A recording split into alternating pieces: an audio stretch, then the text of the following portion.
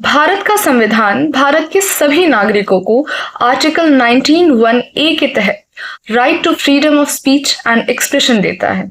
इसमें कुछ reasonable restrictions भी हैं, जैसे कि पब्लिक ऑर्डर, सिक्योरिटी, इन सब चीज़ों को मद्देनजर रखते हुए आप जो चाहें वो नहीं बोल सकते। पर इस आर्टिकल में कहीं भी ये मेंशन नहीं है कि आप सरकार को क्रिटिसाइज नहीं कर सकते हैं।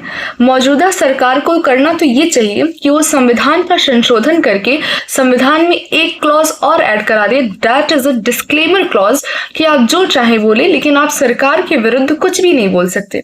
ऐसा क्यों?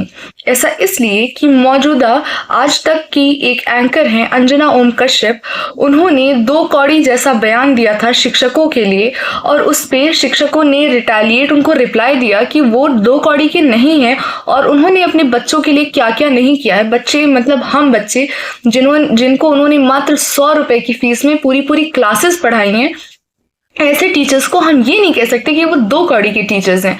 और इस रिप्लाई पे अंजना ओम कश्यप जी इतनी आहत हो गई हैं कि उन्होंने खान सर के ऊपर, अभिनय सर के ऊपर डिफेमेशन का केस ठोक दिया है। और इस केस के तहत अब खान सर और अभिनय सर को उन्हें मुआवजा देना पड़ेगा, क्योंकि उनकी छवि को धूमिल किया गया है।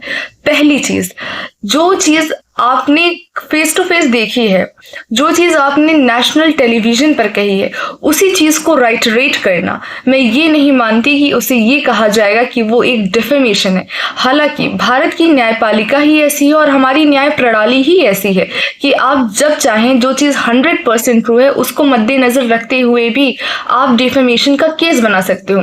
जबकि अमेरिका में चीजें ऐसी नहीं है। अगर आप वहां पे कोई भी चीज 100% प्रूफ है और आप कह रहे हो और उस चीज को आपने सामने रख दिया और आप चाहो कि सामने वाले पे आप डिफेमेशन कर दो, that is not possible. That is the true essence of law.